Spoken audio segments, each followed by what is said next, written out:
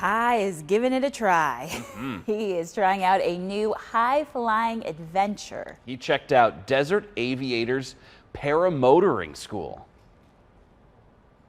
Well, good morning, you guys. We are out here just south of Santan Valley, and we are learning something very cool this morning. We're talking about paramotoring. This is my new friend, Jeff. And Jeff, you're one of the very few teachers here in the Southwest that actually teaches paramotoring. And we're looking at an example of this. So this is be on your back, and then you'd have a giant parachute over your head, correct? Yes, this is what we use for what we call foot launch.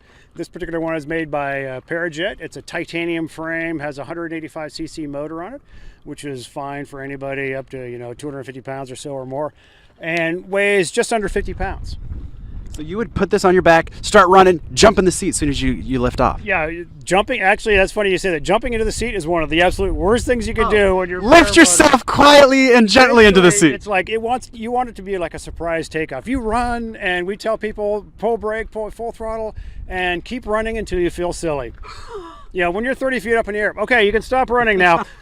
That's how you want to do it, because you get the sensation of when the motor wing starts to lift. It lifts the motor off your back, and you'll feel the thing pulling up on you, and you think, oh, I'm flying. No, the wing is just holding 50 pounds of motor off your back. Gotcha. If you tried to jump into the seat, you'd immediately go right back to the ground. All right, we saw this one here, and then we've got the double. This is kind of the duo here. What is this one? This one's kind of the same idea, but this one's got the wheel, so you're not really having to run, right? Yes, a trike is really nice. This one is set up as a tandem, so it's tandem capable. So like on a very first flight, we'll take somebody up in this, just show them the basics of how to control the wing and just kind of get into basic exposure into the air.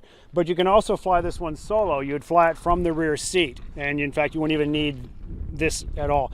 There's many trikes out there, and trike flying is a lot of fun because it's different, because like when you're foot launching, you have to run, you have to use your legs to get your power to come up. When you're in this, you basically just mash full power.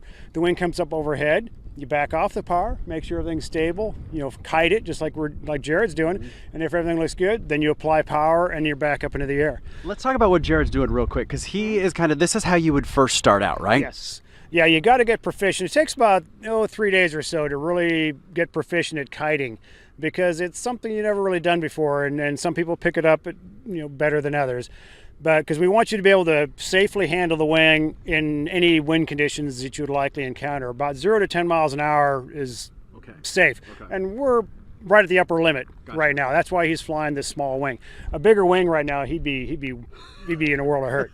He'd be an Eloy.